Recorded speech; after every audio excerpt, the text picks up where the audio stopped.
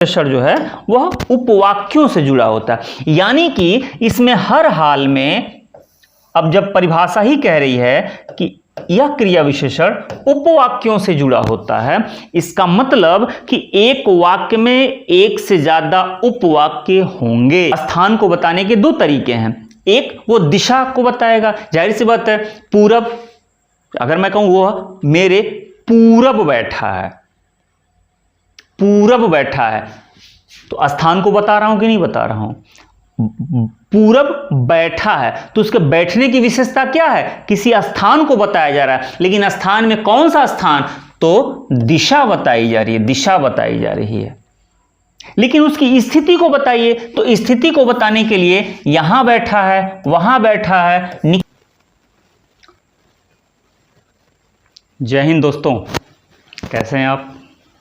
First class, मस्त, उम्मीद करूं पढ़ाई शानदार हो रही होगी।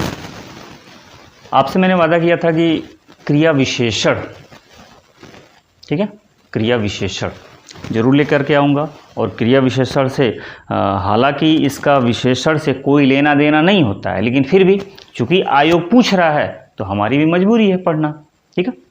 तो क्रिया विशेषण मैंने कहा था कि मैं उसका एक अच्छा वीडियो बनाऊँगा, अपनी तरफ से मैंने पूरी कोशिश की है, और मैं वादा करता हूं कि आपको इसके बाद क्रिया विशेषण पढ़ने की ज़रूरत कभी नहीं पड़ेगी।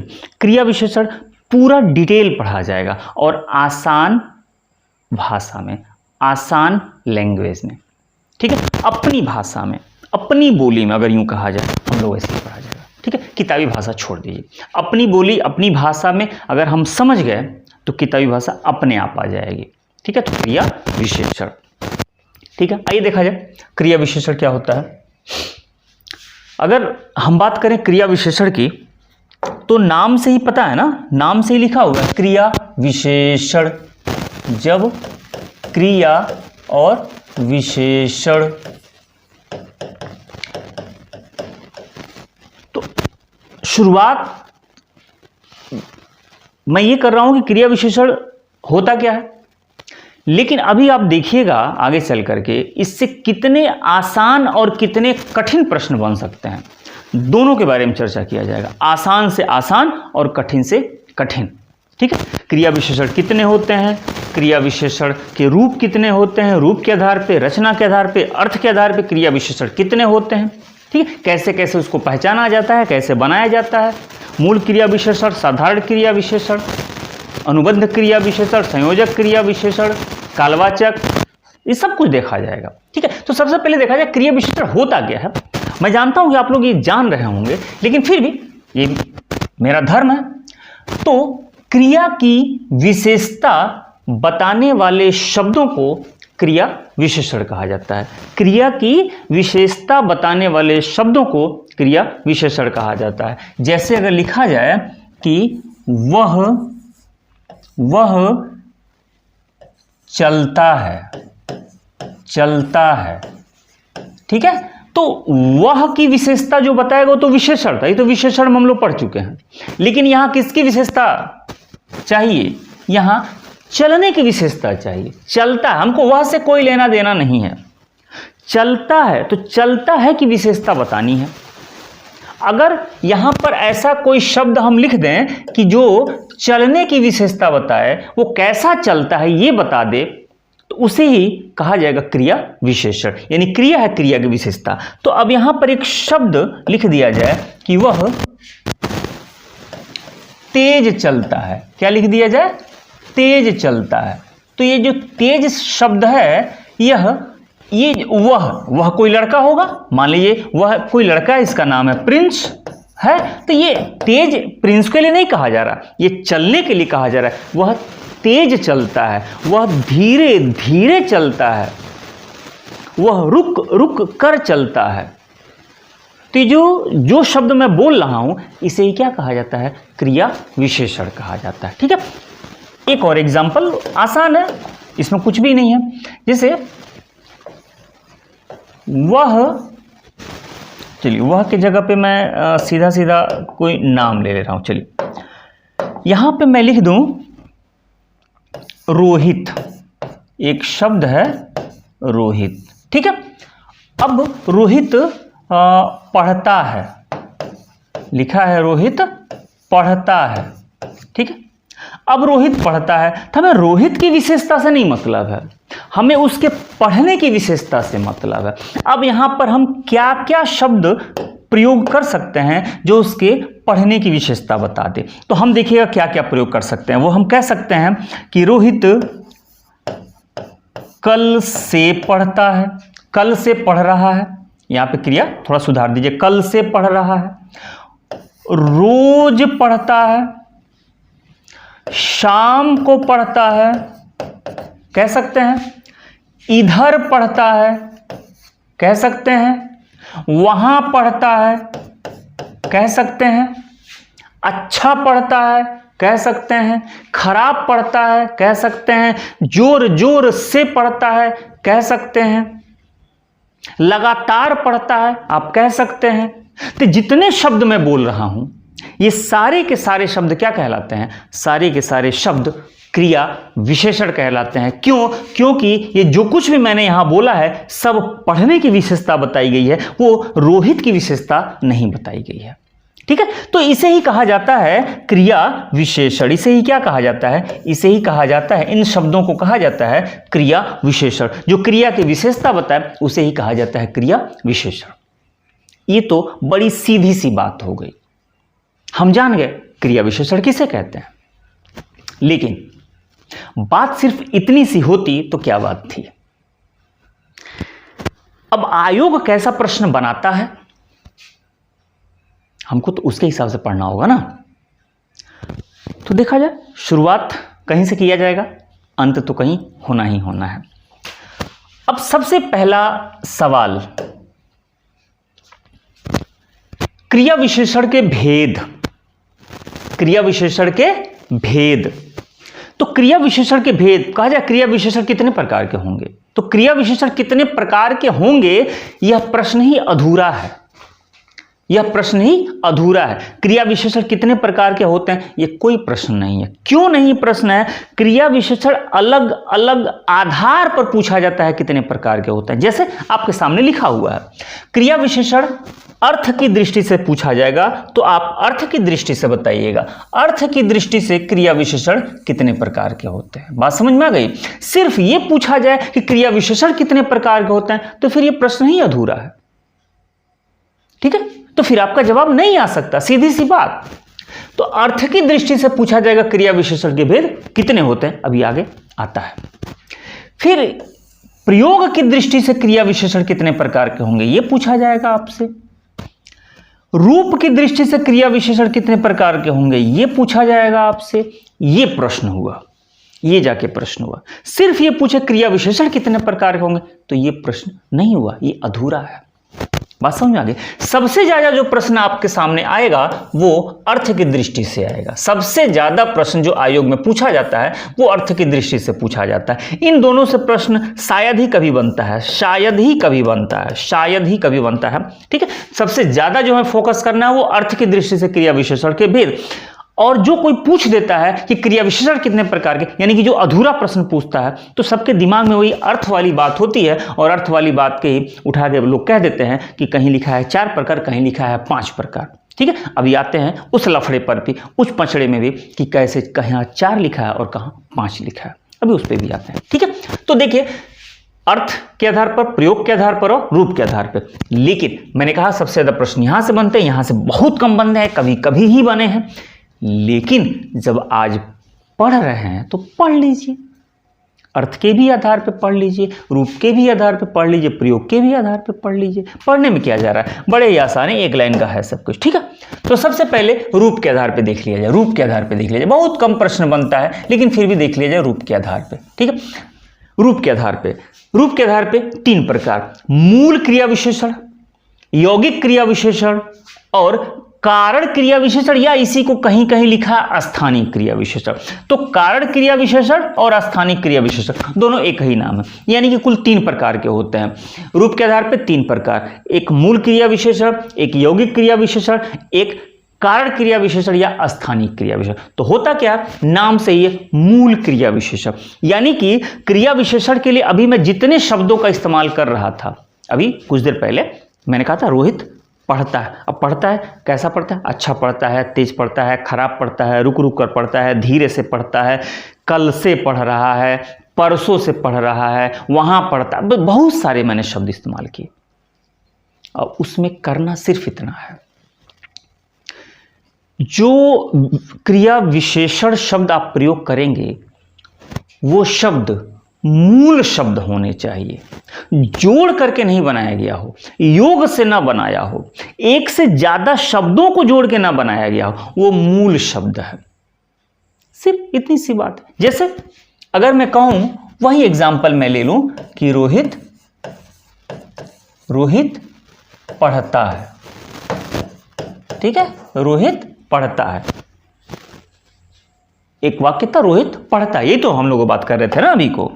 तो रोहित पढ़ता है। अब पढ़ता है तो यहां मैं कह सकता हूं अच्छा पढ़ता है, अच्छा पढ़ता है। तो ये जो शब्द है ये मूल शब्द है, यह किसी शब्द के जुड़ने से नहीं बना हुआ है। ये मूल शब्द है, कहीं से भी इसमें कोई जोड़ या संधि नहीं हुई है। ये रोहित तेज पढ़ता है, ये मूल शब्द है, तेज मूल शब्द है। लेकिन अगर वही मैं ये कह दूं कि रोहित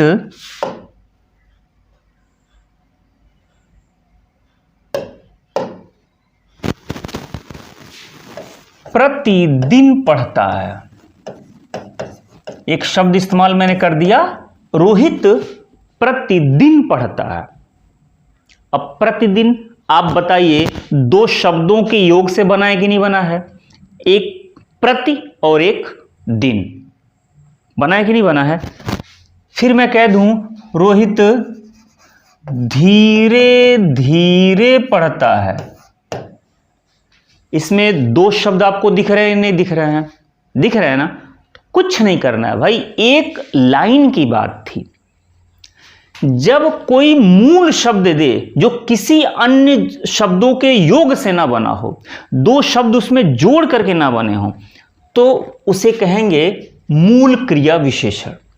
और जब दो शब्दों के योग से कोई शब्द बनकर के तैयार होता हो तो उसे कहिएगा आप लोग यौगिक क्रिया विशेषण। हो गई बात, खत्म हो गई, बस इतना ही तो पढ़ना था। मूल क्रिया विशेषण और यौगिक क्रिया विशेषण हो गया। रोहित दिल से पढ़ता है, मन से पढ़ता है। तो मन से दो शब्द हुआ कि नहीं हुआ? दिल से पढ़ता है, दो शब्द हुआ कि नहीं हुआ? रोहित यहां पर पढ़ता है, तो यहां और पर दो शब्द हुआ कि नहीं हुआ? तो ये यौगिक है। आप योग करके बना दिए, एक से ज्यादा शब्दों को आपस में जोड़िए, एक क्रिया विशेषण आप बना दीजिए। क्लियर हो गई बात? मुझे नहीं लग रहा है कि इससे ज़्यादा आपको कुछ समझाने की ज़रूरत है। ठीक है, अब देखिए तीसरा जो समझने लायक चीज़ है। अब समझने लायक चीज़ क्या है? कारण क्रिया विशेषण, या उसी को कहते हैं अस्थानिक क्रिया विशेषण। सबसे बढ़िया शब्द यही है, अस्थानिक क्रिया विशेषण। ये अस्थानिक क्रिया विशेषण ज़्यादा अच्छे से समझ में आएगा। अब देखिए कैसे, अब कैसे देखिए करना क्या है। इसमें जो क्रिया विशेषण है वह कोई क्रिया विशेषण शब्द नहीं होता है, वह कोई क्रिया विशेषण शब्द नहीं होता है, वह स्थान विशेष पर प्रयोग करने के कारण वह क्रिया विशेषण का रूप ले लेता है। कोई भी शब्द उठाइए, संज्ञा हो, सर्वनाम हो, विशेषण हो, कुछ भी हो, लेकिन उसे क्रिया की विशेषता के रूप में प्रयोग कर दीजिए, वो क्रिया विशेषण बन जाएगा। अगर बनता है तो, अगर बनता है तो की बात हो रही है। अब ऐसा नहीं सब कुछ नहीं प्रयोग हो जाएगा। तो अब लिखा है अस्थानिक क्रिया विशेषण, वह एक स्थान विशेष पर प्रयोग होने के कारण वो क्रिया विशेषण बन गया है, अन्यथा वो क्रिया विशेषण था नहीं। बात समझ में आ रही है ना? वो रियल में क्रिया विशेषण नहीं था, लेकिन चूंकि वो उस स्थान पर प्रयोग ऐसा कर दिया गया कि वो क्रिया विशेषण का रूप ले लेता है।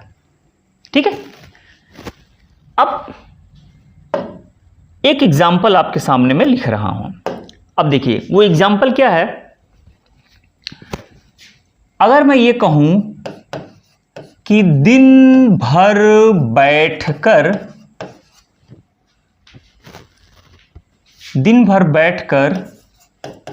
मेरा सिर खाओगे, शब्द इस्तेमाल क्या हुआ, सिर खाओगे। तो ये सिर खाओगे,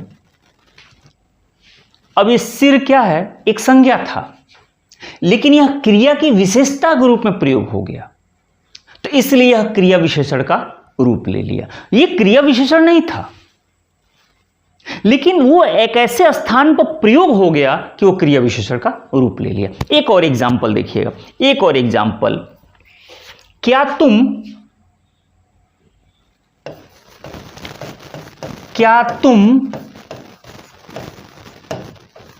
मुझे मारोगे? क्या तुम मुझे मारोगे? तो ये जो देखिएगा मुझे, ये जो मुझे है, यह मारने की विशेषता के रूप में प्रयोग कर दिया गया। क्या तुम मुझे मारोगे, यह मुझे एक सर्वनाम था, लेकिन यह क्रिया की विशेषता के तौर पर प्रयोग कर दिया गया। तो चूंकि एक ऐसे स्थान पर प्रयोग कर दिया गया, उस स्थान पर प्रयोग करने के कारण उसे हम क्रिया विशेषण कह रहे हैं, अन्यथा वो क्रिया विशेषण नहीं था। बात समझ में आ गई ना? तो इस तरीके से इसको कहा जाता है क्रिया विशेषण। कौन सा? अस्थानिक क्रिया विशेषण। लेकिन याद रखिएगा, इससे प्रश्न, इस पूरे से प्रश्न बनने की संभावना बहुत ही कम होती है, बहुत ही कम होती है। ठीक है, लेकिन चूंकि बताना था, आसान भाषा मैंने बता दिया। अब आइए देखिए प्रयोग के आधार पर। प्रयोग के आधार पर भी 3 प्रकार के होते हैं। कौन कौन? एक साधारण क्रिया विशेषण, एक अनुबद्ध क्रिया विशेषण और एक संयोजक क्रिया विशेषण। कौन कौन? साधारण क्रिया विशेषण, अनुबद्ध क्रिया विशेषण और संयोजक क्रिया विशेषण। 3 प्रकार के हैं। इसमें भी कुछ नहीं करना है, कुछ नहीं करना है, बिल्कुल एकदम आप आसानी से समझ जाएंगे। साधारण क्रिया विशेषण का मतलब कि, अच्छा एक और बात, अभी हम लोग इससे पहले जो रूप के आधार पे देख रहे थे, अब ये प्रयोग के आधार पे देख रहे हैं, इसके बाद हम लोग अर्थ के आधार पे देखेंगे। तो तीनों को घालमेल मत कीजिएगा, वो बिल्कुल अलग चीज थी। जो कुछ भी पूछा जाएगा तो ऑप्शन उसके ही होंगे, इसलिए कि हम उसके आधार पर ही पूछ रहे हैं। वो रूप के ही आधार पर पूछा गया तो उसी के ऑप्शन होंगे।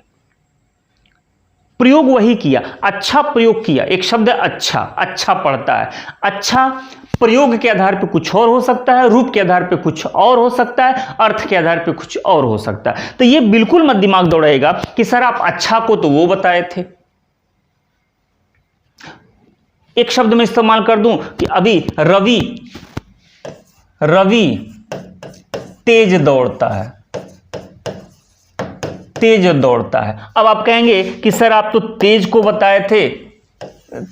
बताए थे मूल क्रिया विशेषण में, तो आप यहां साधारण क्रिया विशेषण में क्यों बता रहे हैं? तो भैया मेरे, वो एक दूसरा प्रकार था और ये दूसरा प्रकार है।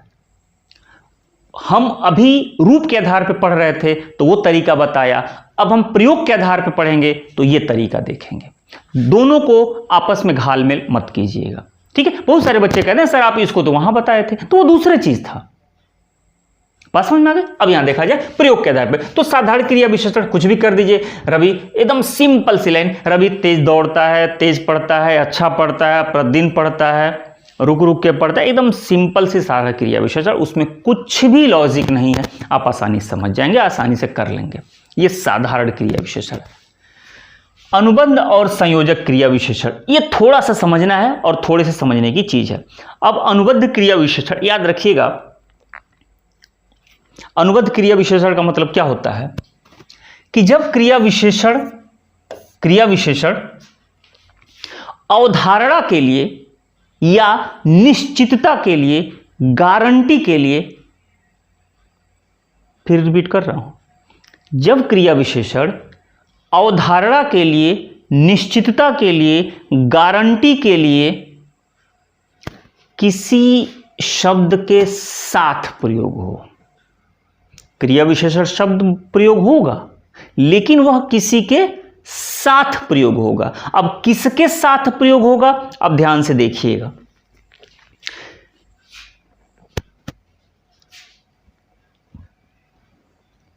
जैसे मैं वहां ही रहता हूं, तो रहने की विशेषता क्या बताया, वहां। कहां रहता है, वहां रहता है, लेकिन वहां के साथ एक और शब्द जुड़ा जिसे हम लोग निपात कहते हैं। तो अगर आप लोग हिंदी पढ़े हुए, बस इतना समझिए निपात का प्रयोग है इसमें। बस उसमें गारंटी देने के लिए, एक सीमा तय करने के लिए, एक निश्चितता का बोध लगाने के लिए, ही, भी, तक, अगर यह प्रयोग हो रहा है क्रिया विशेषण के साथ, क्रिया विशेषण शब्द प्रयोग होगा वहां। मैं यहां भी रहता हूं, तो यहां तो रहता है, तो यहां क्रिया विशेषण की विशेषता बता रहा है, लेकिन वहीं पे एक मजबूती देने के लिए ही, अभी का प्रयोग हो गया। बात समझ में आ गई ना, बात समझ में आ गई। मैं, चलिए मैं नहीं, कुछ और। राजन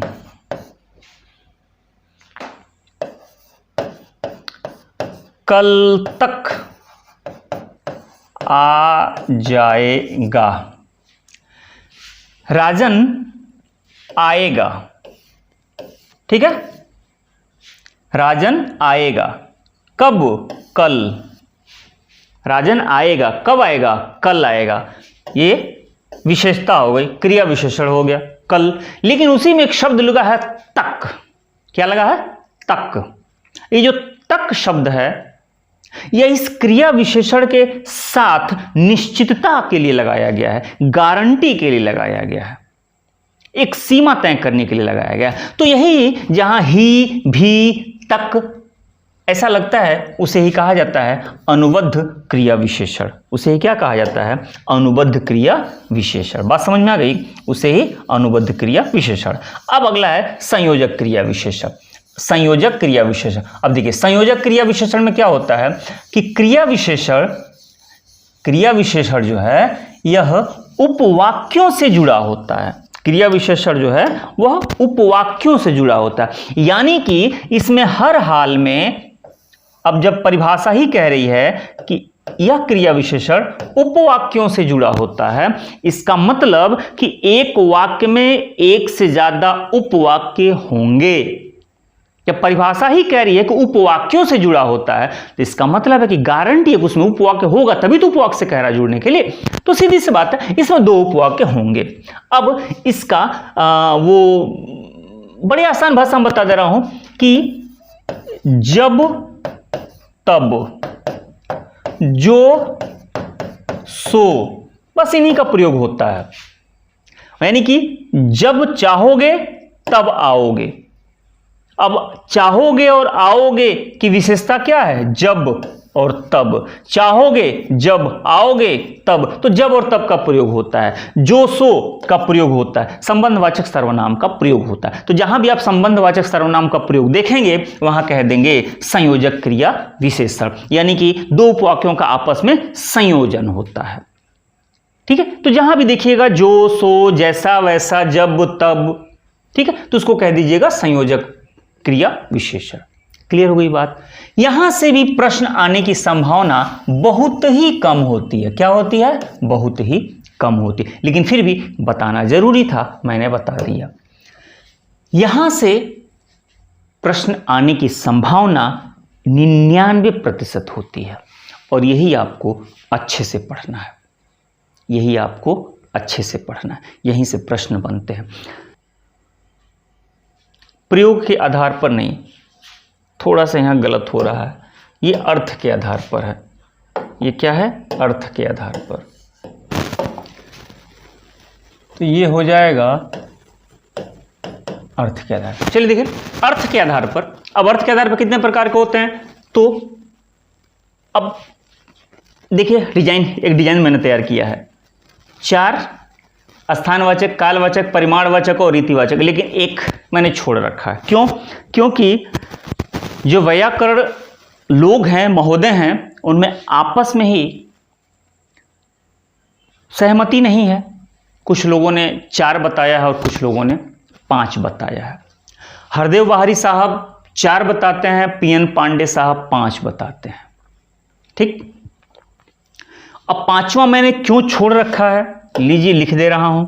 ये होता है गुणवाचक। गुणवाचक, अब मामला यही खराब है कि गुणवाचक तो भैया विशेषण होता है, क्रिया विशेषण कहां से आ गया, लेकिन इसका भी कहीं कहीं प्रयोग होता है, तो इसीलिए पीएन पांडे साहब ने लिखा है, पृथ्वीनाथ पांडे साहब ने लिखा है। गुरुदेव ने गुणवाचक का प्रयोग अगर किया है तो उसके पीछे कुछ लॉजिक है। एक आध एग्जाम्पल अभी देखने को मिलेगा। आइए देखा जाए स्थानवाचक क्रिया विशेषण। अब स्थानवाचक क्रिया विशेषण यानी कि क्रिया की विशेषता वाले जो भी शब्द आएंगे वह किसी न किसी स्थान को संबोधित कर रहे होंगे। अभी डिटेल में देखा जाएगा, ध्यान दीजिएगा, ये इतना आसान नहीं है। यहां से डिटेल प्रश्न पूछा जाएगा तो यहां से डिटेल प्रश्न हम लोग पढ़ेंगे भी, डिटेल में इसको पढ़ना है, पूरा विस्तार पूर्वक पढ़ना है। अब कालवाचक क्रिया विशेषण यानी कि क्रिया की विशेषता बताने वाले जो भी शब्द होंगे वह कहीं न कहीं किसी न किसी काल को, समय को संबोधित कर रहे होंगे। परिमाणवाचक, तो ये भी वही बात है कि क्रिया की विशेषता बताने वाले जो शब्द आएंगे वह किसी न किसी परिमाण को, मात्रा को संबोधित कर रहे होंगे। और रीतिवाचक यानी कि रीति को, यानी कि प्रकार को प्रदर्शित कर रहे होंगे। वह क्रिया के प्रकार को, क्रिया किस तरीके से कर रहा है उसके प्रकार को, उसके तरीके को, उसके रीति को संबोधित कर रहा होगा, तो उसे ही कहेंगे रीतिवाचक क्रिया विशेषण। गुणवाचक का प्रयोग कभी कभी ही देखने को मिलता है, और वो कभी कभी क्या होगा जरा ध्यान से देखिएगा, वो कभी कभी क्या होगा, एक आध जगह ऐसी नौबत आ जाती है जहां गुणवाचक का प्रयोग करना पड़ जाता है। आइए देखिए कैसे। जैसे मान लीजिए अगर एक वाक्य लिख दिया जाए कि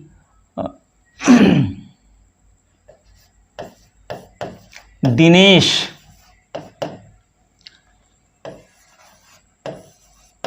मीठा बोलता है, मीठा बोलता है। अब ये जो मीठा शब्द है ये बोलने की विशेषता बता रहा है, मीठा बोलता है, तो क्रिया की विशेषता बता रहा है, तो इसलिए ये क्या हो जाएगा, यह गुणवाचक विशेषण हो जाएगा।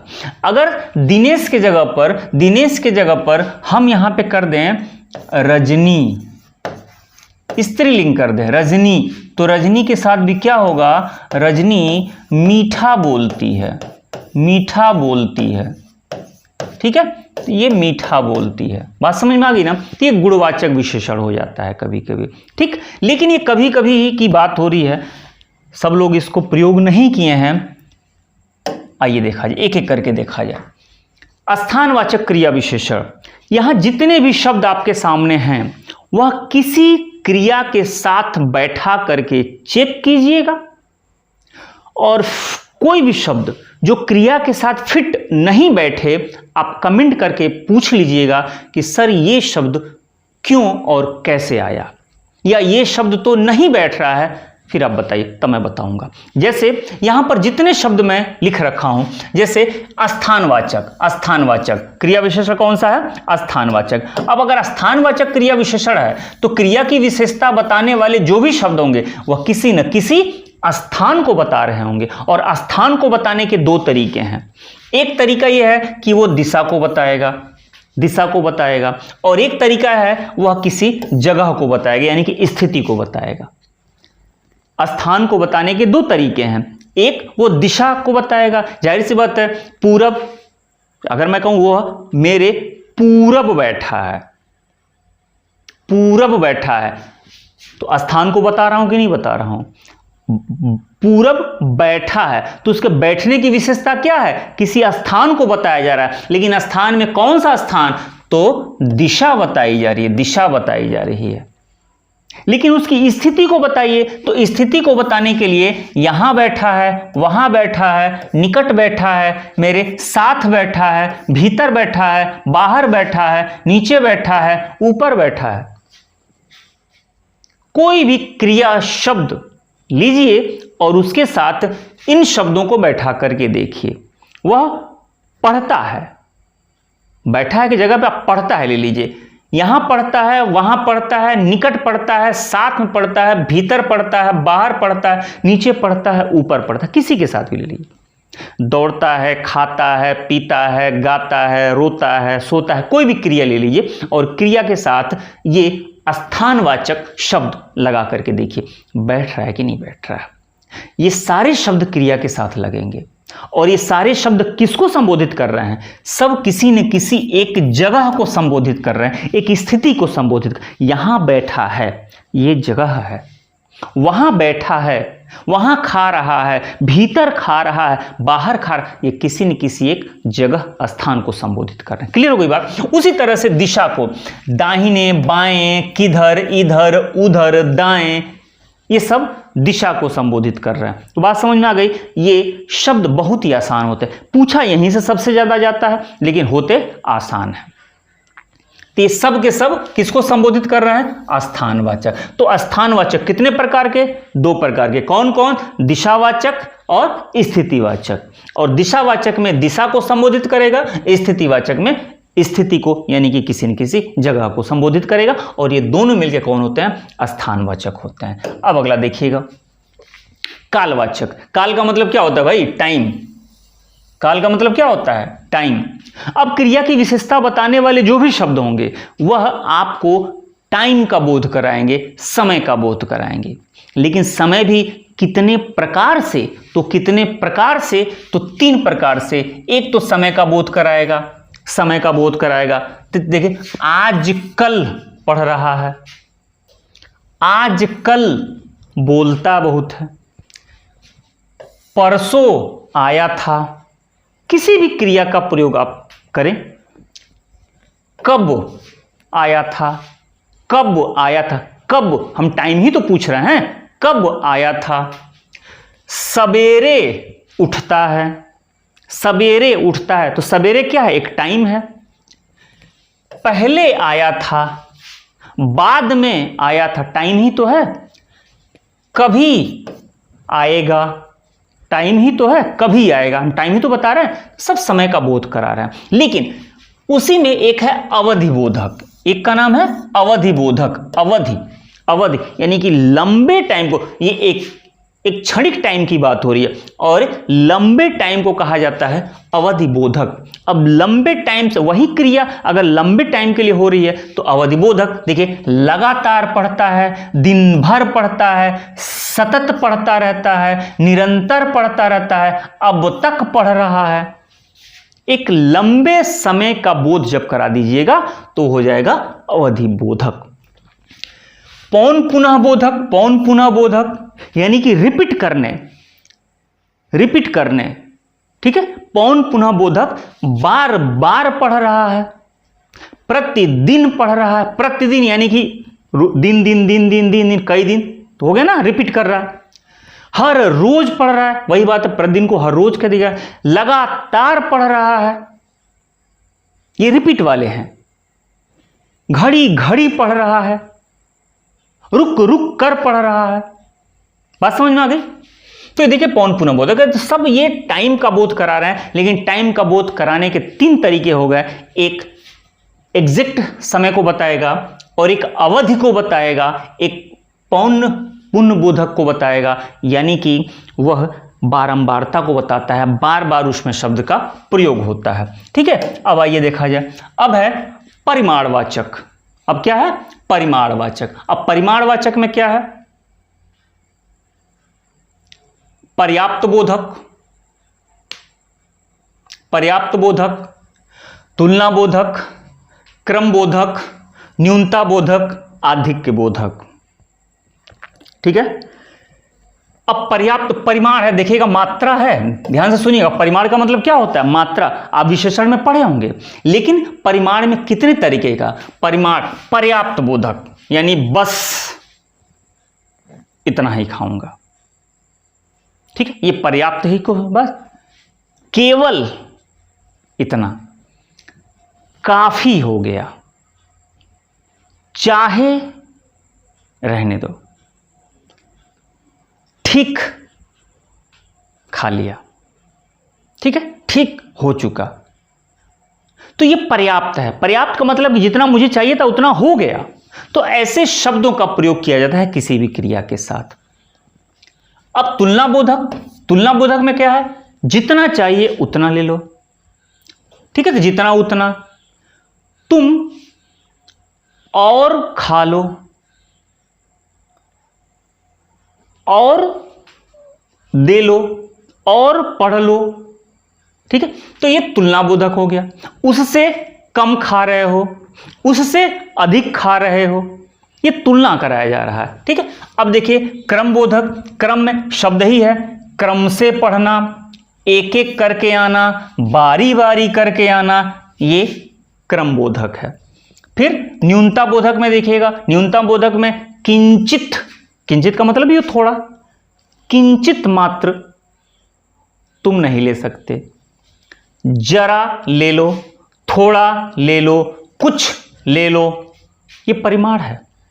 अधिकता बोधक यानी अधिकता को दर्शाएगा, तो खूब खा रहा है, बहुत खा रहा है, अत्यंत चला गया, अत्यंत दूर तक चला गया, पूर्णता, ठीक है, बात समझ में आ गई, पूर्णतया पास हो गया।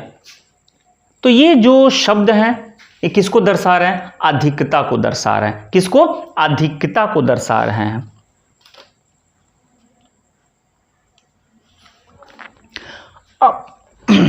अब इसके बाद देखिएगा ध्यान से, अब है रीतिवाचक। अगला क्या हो जाएगा, रीतिवाचक। अगला है रीतिवाचक। तो देखिए रीतिवाचक में क्या करना है, रीतिवाचक यानी कि तरीका, क्रिया की तरीका, क्रिया का प्रकार बताना है, कैसे क्रिया हो रही है। तो देखिए रीतिवाचक पहला है कारणबोधक। कारणबोधक इसलिए पढ़ रहा है, क्यों पढ़ रहा है, वह काम करके पढ़ रहा है, ठीक है। तो जो क्रिया कर रहा है वह कैसा कर रहा है, क्यों कर रहा है, अगर ये पता चल जाए और कोई भी शब्द ऐसा आए जो ये बताए कि वह कैसा कर रहा है, क्यों कर रहा है, तो इसे ही कहा जाता है रीतिवाचक। तो पहला तरीका उसमें कारण, इसीलिए पढ़ता है, इसीलिए पढ़ता है, कोई कारण है ना, इसीलिए पढ़ता है। वह काम करके पढ़ रहा है, यानी काम कर लिया अब वो पढ़ रहा है, ठीक है। क्यों पढ़ता है, कारण बताया ना, क्यों पढ़ता है, वो एक कारण हो गया। बात समझ में आ गई। अब निषेधवाचक, इसमें कुछ नहीं करना है, वह नहीं पढ़ेगा, मत पढ़ना,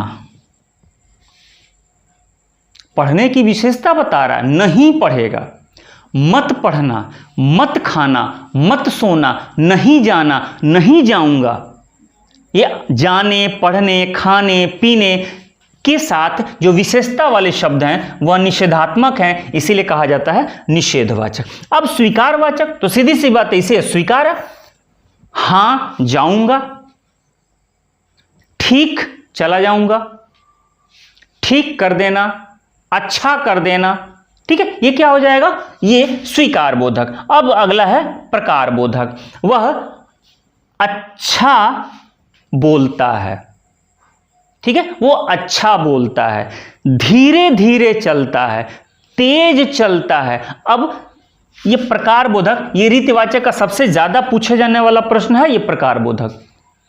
अच्छा दिखता है, अच्छा बोलता है, धीरे धीरे चलता है, रुक रुक कर चलता है, मंद मंद मुस्कुराता है, मुस्कुराने की विशेषता, मुस्कुराने का प्रकार है, मंद मंद मुस्कुराता है, जोर जोर से हंसता है, सुसुक सुसुक कर रोता है, ठीक है। तो ये उसका प्रकार है, किस तरीके से कर रहा है, इसको बता देना, इसको कहा जाता है प्रकार बोधक, ठीक है। तो इसमें ढेर सारे शब्द आएंगे, अच्छा है, सुसुक सुक कर, धीरे धीरे, तेज, रुक रुक कर, मंद मंद, ऐसे शब्द आएंगे, ठीक है।